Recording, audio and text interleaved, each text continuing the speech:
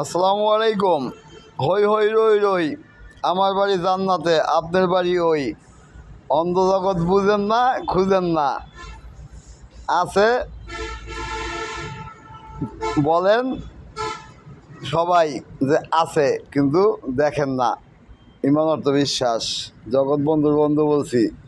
হই হই রই রই, আমাদের বাড়ি জান্নাতে, আপনাদের বাড়ি ওই। বিশ্ব নবীর বন্ধু বলছি।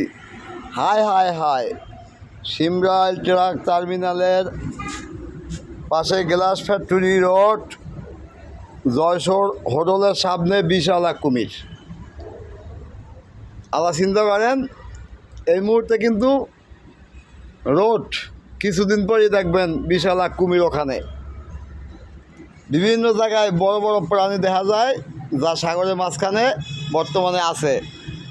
সাগর পানি কমিয়া যাবে, আমাদের দেশে বইরা যায় বোগা 3 তলা পর্যন্ত পানি। বাংলাদেশে গ্যারান্টি সহকারে।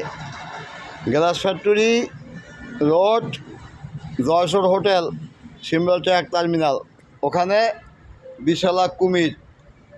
কিন্তু কুমির কিন্তু অনপদ আসে নাই, আসবে গ্যারান্টি সহকারে। ওই কুমির অগণিত মানুষ খাইতে খাইতে খাইতে খাইতে এখানে আইয়া ফিনিশিং করবে, মারা পড়বো। ওরা একটা জিনিস জাতি, এই জন্য সামনে ভাই সরে। আর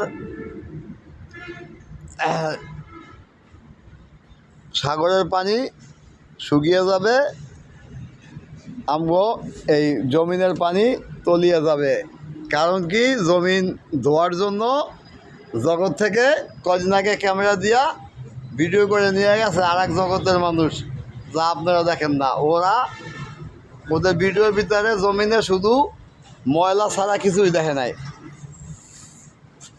এই জন্য এই ঘূর্ণিঝড়, বহু জায়গায় বলছিলাম কই জানি আম গাছে জোড়া কুত্তা, তার মানে ঘূর্ণিঝড় আসবে কুত্তা ধোয়ার জন্য। তার মানে আম গাছে মাথায় উঠবো কুত্তা, এই পর্যন্ত পানি তলায় দিব। এই কুত্তা কারা খুঁজে বাড়ি করেন, কুকুর না কুত্তা। কুত্তা মারা ফরজ, কিন্তু আগে বহুত আগে বলছিলাম কুত্তা মারা ফরজ। যদি না মারেন তাইলে জগৎ অন্ধকার। ভালোবাসার কবুতর কার আছে খোঁজেন। ভালো লাগলেই দুনিয়া না, ভালোবাসতে হবে ভালোবাসার মতো। যাকে ভালোবাসবেন তাকে খুঁজে বাড়ি করেন। হ্যাঁ, হায় হায় হায়, এই জায়গায় আসবে বড় একটা হাফ, বিশাল বড় পানি তলাই দেবে। এখানে মাছ থাকবে, এখানে কুমির থাকবো, এখানে একটা কুমির থাকবে, এখানে একটা কুমির আসবে। এইগুলা তলাই দেবো পানিতে। আমি কোথায় জান্নাতে?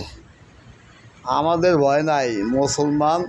আমার যে জগৎ আমাকে এগুলো দেখায়, তার কাছে সব ক্ষমতা। সে আমার সাহায্য করে, আমার সাথেই থাকে।